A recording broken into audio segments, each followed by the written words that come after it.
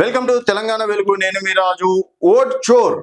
So ఓట్లు చోరీ అవుతున్నాయని చెప్పేసి కూడా రాహుల్ గాంధీ గారు ఈ మధ్య కాలంలో ఈ 2-3 రోజులుగా పార్లమెంట్ ఆవరణంలో అలాగే ఒక పీపీటీ ప్రజెంటేషన్ కూడా ఇవ్వడం అనేది జరిగింది.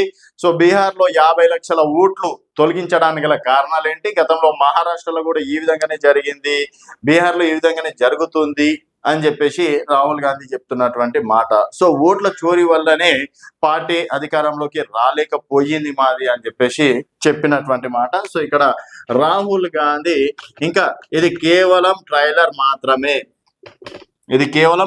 మాత్రమే, అసలు సినిమా ముందుంది అని చెప్పేసి కూడా డైరెక్ట్ గా ప్రభుత్వానికి వార్నింగ్ ఇవ్వడం అనేది జరిగింది. మరి రాహుల్ గాంధీ చేసినటువంటి వ్యాఖ్యల్లో నిజం ఎంత, నిజంగా ఈసీ కేంద్ర ప్రభుత్వ ఆధీనంలోనే ఉంటుందా అనేది ఒకసారి చూసుకున్నట్టయితే, సరే ఈసీ కేంద్ర ప్రభుత్వ ఆధీనంలో ఉండదు, తను స్వయం ప్రతిపత్తి కలిగినటువంటి ఒక కమిషన్, ఎన్నికల కమిషన్. దానికంటూ రాజ్యాంగంలో సపరేట్ గా హక్కులు, విధులు, దానికి సంబంధించి సెక్షన్స్ కూడా అంటే రాజ్యాంగంలో అంబేద్కర్ గారు చాలా క్లారిటీగా రాయడం అనేది జరిగింది. కాకపోతే కేంద్ర ప్రభుత్వ సపోర్ట్ అనేది అంతో ఇంతో ఉంటది. అది ఏ ప్రభుత్వం, కాంగ్రెస్ ప్రభుత్వం ఉన్నా కూడా ఈసీ తోటి సంబంధాలు ఉంటాయి, బీజేపీ ఉన్న సంబంధాలు ఉంటాయి, రేపు కమ్యూనిస్ట్ ప్రభుత్వాలు ఉన్నాయి. ఈసీ కేంద్ర ప్రభుత్వం అంతో ఇంతో కొంతవరకు కలిసి పనిచేస్తాయి, దాంట్లో నో డౌట్, అది అందరికీ తెలిసిన విషయమే. మరి ఓట్లు చోరీ అవుతున్నాయి అంటే మరి దాదాపుగా 60 సంవత్సరాలుగా కాంగ్రెస్ పార్టీ దేశాన్ని పరిపాలించింది కదా. సో 20 సంవత్సరాలు కూడా ఓట్లు చోరీ అయినాయా? సో నిజంగా ఈ 60 సంవత్సరాలు కాంగ్రెస్ పరిపాలించింది. సో 20 సంవత్సరాలు కూడా ఈసీని తన గుప్పిట్లో పెట్టుకొని ఎన్నికలకి వెళ్ళి కావాలని మొత్తం ఈ ఈసీ కమిషన్ ని తన గుప్పిట్లో పెట్టుకొని 60 సంవత్సరాలు కాంగ్రెస్ పార్టీ దేశాన్ని పరిపాలించిందా? మొదటగా దీనికి జవాబు చెప్పాలంటూ భారతీయ జనతా పార్టీ నేతలు చెప్తున్నటువంటి మాట. మరి ఇప్పుడు తెలంగాణలో కావచ్చు, హిమాచల్ ప్రదేశ్ లో కావచ్చు, కర్ణాటకలో, ఈ 3 రాష్ట్రాల్లో నిజంగా ఓట్లు చోరీ అయితే ఈ 3 రాష్ట్రాల్లో కాంగ్రెస్ అధికారంలో ఏ విధంగా ఉంటుంది?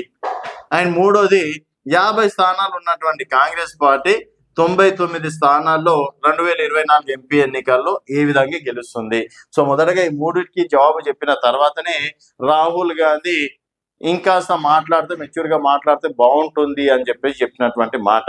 అండ్ ఇప్పుడు దీనికి సంబంధించి ఇక్కడ నాంపల్లిలో ఎంఏఎం కూడా ఓట్లు చోరీ చేస్తుందంటూ ఫిరోజ్ ఖాన్ గారు కూడా ఒక పీపీటీ ప్రజెంటేషన్ నేను ఇవ్వడం అనేది జరిగింది. సో ప్రస్తుతం దేశవ్యాప్తంగా నిజంగా ఓట్లు చోరీ జరిగినాయా, అండ్ బీహార్ లో 50 లక్షల ఓట్లు తొలగింపు పైన కూడా సుప్రీంకోర్టు ఆదేశాలు కూడా జారీ చేయడం అనేది జరిగింది. అసలు ఎవరిని తొలగించారు, ఎందుకు తొలగించారో చెప్పాలి అంటూ కూడా బీహార్ ఎన్నికల కమిషన్ కి కూడా చెప్పడం అనేది కూడా జరిగింది. చూద్దాం మరి ఓట్ల చోరీ కార్యక్రమం ఎంత పెద్ద ఎత్తున ఎంత ఉద్రిక్తం అవుతుంది. అండ్ ఇక్కడ ఈసీ ఏ కేంద్ర ప్రభుత్వం ఉన్నా కలిసి పనిచేస్తుంది, దీంట్లో నో డౌట్. కాకపోతే మరీ పూర్తిగా ప్రభుత్వం చెప్పినట్టే ఈసీ మాత్రం ఎక్కడ కూడా చేయదు. ఈసీ ఇప్పటికీ కూడా రాహుల్ గాంధీకి అనేక సందర్భాల్లో చెప్పింది. మొదటగా రాహుల్ గాంధీ గారికి 3 క్వశ్చన్లకి జవాబు చెప్పిన తర్వాత నిజంగా ఓట్లు చోరీ అవుతున్నాయా లేదా అనే దానిపైన మాట్లాడితే బాగుంటుంది అన్నది విశ్లేషకుల యొక్క అభిప్రాయం. చూస్తూనే ఉండండి తెలంగాణ వెలుగు.